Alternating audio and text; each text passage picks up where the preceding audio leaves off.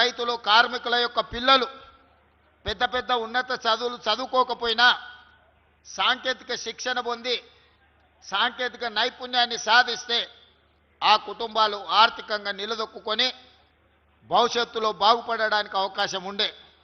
కానీ తెలంగాణ రాష్ట్రంలో ఏ ఒక్క రోజు కూడా ఆనాటి పాలకులు ఈ దిశగా ఆలోచన చేయలే.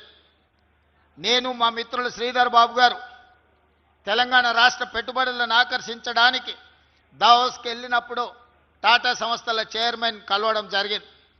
వారితో చర్చించినప్పుడు టాటా ఆటోమొబైల్ ఇండస్ట్రీలో ఎన్నో ఉద్యోగ ఉపాధి అవకాశాలు ఖాళీలు ఉన్నాయి, ఎక్కడ విద్యార్థులు దొరకడం లేదు, మేము ఉద్యోగాలు ఇస్తామన్నా ఆ శిక్షణ ఉన్నవాళ్ళు ఈ దేశంలో ఈ రాష్ట్రంలో లేరు అని చెప్పి వారు నా దృష్టికి తీసుకురావడం జరిగింది. అప్పుడు వారితో మాట్లాడి ఇమ్మీడియట్గా ఆనాటి అధికారులతో మాట్లాడి ఈ ఐటీఐలు నిర్వీర్యం అయిపోయినాయి కదా, ఈ ఐటీఐలను పునరుద్ధరించాలంటే మనం ఏం చేయాలి అని ఆలోచన చేసి మిత్రుడు శ్రీధర్ బాబు గారు సూచన తీసుకొని ఉప ముఖ్యమంత్రి వర్యులు బట్టి విక్రమార్క గారితో మాట్లాడి ఈ ఐటీఐలను అడ్వాన్స్డ్ టెక్నాలజీ సెంటర్స్గా ఈరోజు నిజాన్ని మీరు కళ్ళతో చూసిండ్రు. నిజాం మీ కళ్ళతో చూసిందే మీ నమ్మకం. ఆనాడు మేము చెప్పినప్పుడు చాలామంది అనుమానాలు వ్యక్తం చేసి వేదిక మీద ఉన్న వాళ్ళు మంత్రులే కాదు ఇక్కడికి వచ్చిన అధికారులు కూడా ఈరోజు ఈ మల్లెపల్లిలో ప్రారంభించిన 4 ఏటీసీలు ఈరోజు ఎంత అద్భుతంగా ఉన్నాయో, పెద్ద పెద్ద కార్పొరేట్ కంపెనీలో కూడా వాళ్ళ కాలేజీలో వాళ్ళ ఇన్స్టిట్యూట్స్లో లేని ఎక్విప్మెంట్ ఈరోజు ఇక్కడికి వచ్చింది. దీనికి కారణం ఈ 65 ఏటీసీలలో 2400 కోట్ల రూపాయల పెట్టుబడి ఖర్చు అయింది. ఈ 2400 కోట్లు ప్రభుత్వం ఏమైనా ఖర్చు పెట్టిందని మీరు అనుకుంటున్నారేమో. లేదు, ప్రభుత్వం ఖర్చు పెట్టింది కేవలం 300 కోట్ల రూపాయలు మాత్రమే. టాటా సంస్థతో నేను మిత్రుడు శ్రీధర్ బాబు మాట్లాడి 2100 కోట్ల రూపాయలు టాటా సంస్థతో ఈరోజు ఖర్చు పెట్టించి ఈరోజు సాధ్యమైంది. సంకల్పం ఉంటే సాధ్యం కానిది ఏంది లేదు, పట్టుదల ఉంటే సాధించలేనిది ఏమీ లేదు. మన దగ్గర డబ్బులు ఉన్నాయా లేవా అనే కంటే మన దగ్గర ఆలోచన ఉందా లేదా, ఆ ఆలోచనలో చిత్తశుద్ధి ఉందా లేదా అనే దాన్ని బట్టి మన నిర్ణయాలు మన పరిపాలన ముందుకు సాగుతుంది. మా చిత్తశుద్ధికి మా పరిపాలనకు ఉదాహరణనే ఈరోజు ప్రారంభించుకున్న 65 అడ్వాన్స్డ్ టెక్నాలజీ సెంటర్స్ అని చెప్పి నేను ఈరోజు వేదిక మీద నుంచి చెప్పదలుచుకున్నాను. దాదాపుగా ఈ ఒక్కొక్క ఏటీసీలో 170-180 మంది 200 మంది చేరుతున్నారు. 90% ఉద్యోగాలు ఆల్రెడీ చేరి శిక్షణ పొందిన వాళ్ళకి 90% పైగా ఉద్యోగాలు దొరికినాయి. ఇవి సరిపోవు, భవిష్యత్తులో ఇంకా పెంచాలన్న ఆలోచనతోని ఇంకొక 51 ఏటీసీలను ఈరోజు అదనంగా మంజూరు చేసినాం. రాబోయే సంవత్సరంలో ఆ 51ని కూడా పూర్తి చేసి తెలంగాణ రాష్ట్రంలో 116 అడ్వాన్స్డ్ టెక్నాలజీ సెంటర్ల ద్వారా నిరుద్యోగ తెలంగాణ యువతకు శిక్షణ ఇప్పించడం, వాళ్లకు ఉద్యోగ ఉపాధి అవకాశం కల్పించడమే లక్ష్యంగా ఈరోజు ప్రభుత్వం పనిచేస్తుంది. మిత్రులారా, నిరుద్యోగ సోదరులారా, ఆలోచన చేయండి. తెలంగాణ రాష్ట్రంలో ఈనాడు 178 ఇంజనీరింగ్ కాలేజీలు ఉన్నాయి. ప్రతి సంవత్సరం 1,10,000 మంది ఇంజనీరింగ్ స్టూడెంట్స్, ఇంజనీరింగ్ గ్రాడ్యుయేట్స్గా పట్టా తీసుకొని బయటకు వస్తున్నారు. వాళ్ళ తల్లిదండ్రుల బాధ, ఆ విద్యార్థుల యొక్క ఆలోచన చూస్తే మన వ్యవస్థ ఎంత దెబ్బతినిపోయిందో నాకు అర్థమవుతుంది. కొడంగల్ నియోజకవర్గం నుంచి ఇతర ప్రాంతాల నుంచి తల్లిదండ్రులు వస్తారు. సార్, మా పిల్లగాడు ఇంజనీరింగ్ చదువుకున్నాడు, నౌకరీ ఇప్పియని. ఎక్కడొస్తాయని ఆ పిల్లగాడిని అడిగితే వాడికి ఉద్యోగం ఎక్కడొస్తుందో వాడికి తెలియదు. పోనీ అప్లికేషన్ రాయరా అంటే వాడికి అప్లికేషన్ రాయడానికి వస్తలేదు. మరి ఎట్లనే ఇట్లా అంటే ఇక నువ్వే ఎత్తుకు సార్, ఏంటన్న నౌకరీ, నువ్వే నౌకరీ పెట్టి సార్, నువ్వే అప్లికేషన్ రాసుకో సార్, నువ్వు ముఖ్యమంత్రి కదా అని వాళ్ళ తల్లిదండ్రులు అంటారు.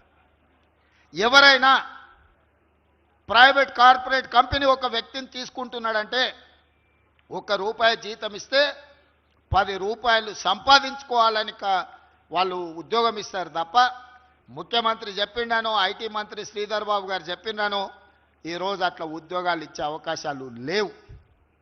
మీకు ఏదైనా ఉంటే మీ గ్రామంలో స్కూల్ బిల్డింగ్ కావాలంటే మేము కట్టిస్తాం కానీ, లేదో దేవాలయం కావాలంటే సాయం చేస్తాం కానీ, అర్హత లేని వాళ్లకు చిన్న ఉద్యోగం కూడా మేము ఇవ్వము అని చెప్పి ఈరోజు ప్రైవేట్ కార్పొరేట్ కంపెనీలన్నీ స్పష్టంగా చెబుతున్నాయి. అందుకే పేరుకే ఇంజనీరింగ్ పట్టా, ఆ ఇంజనీరింగ్ పట్టా సాంకేతిక నైపుణ్యం లేకపోతే నాలుక గీసుకోవడానికి కూడా ఉపయోగం లేని పరిస్థితులు ఈరోజు సమాజంలో ఉత్పన్నమైనవి. అందుకే ఆలోచన చేయండి అని చెప్పి మా యువతకు చెప్తున్నా. అందుకే ఈరోజు తెలంగాణ గవర్నమెంట్ ఫోకస్ చేస్తున్నది ఈ అడ్వాన్స్ టెక్నాలజీ సెంటర్లను, స్కిల్ యూనివర్సిటీని, స్పోర్ట్స్ యూనివర్సిటీని. ఇవన్నీ ఎందుకు ప్రారంభిస్తున్నామంటే మట్టిలో మాణిక్యాలను వెలికి తీయాలి, తెలంగాణ సమాజంలో ఉన్న చైతన్యాన్ని సాన పట్టాలి, వాళ్ళ జీవితాలను తీర్చిదిద్దాలన్నదే మా ప్రభుత్వం యొక్క ఆలోచన. ఈ తెలంగాణ రాష్ట్ర సాధననే అక్కడ కూర్చున్న నిరుద్యోగ యువత పోరాటం వల్ల వచ్చింది. వాళ్ళ ఆకాంక్షలు, వాళ్ళ భవిష్యత్తు బాగుంటుంది, ఉద్యోగ ఉపాధి అవకాశాలు వస్తాయని. పాలకుల నిర్లక్ష్యం వల్ల 10 సంవత్సరాలు ఏది జరగలే. కానీ ఈనాడు మీ సోదరుడు మీలో నుంచే ఒక 20 సంవత్సరాలు వెనకపోతే మీలాకనే నేను కూడా అక్కడ కూర్చున్నవాడినే. 2006 కంటే ముందు నేను కూడా మీలా పెద్ద నాయకులు సమావేశాలు పెడితే వేదిక ముందు మీలాగా ప్రేక్షకుడుగా కూర్చున్నోనే. కానీ అక్కడి నుంచి ఇక్కడికి వచ్చినా అంటే నిరంతరం కష్టపడి పని చేయడం వల్ల, మీరందరూ ఆశీర్వదించే అవకాశం ఇవ్వడం వల్ల. అందుకే ఈరోజు మీరందరూ డిగ్రీ గురించి ఆలోచన చేయకండి, మీకు వచ్చిన సాంకేతిక నైపుణ్యం గురించి ఆలోచన చేయండి. ఇవాళ నేను మాట ఇస్తున్నా మీకు.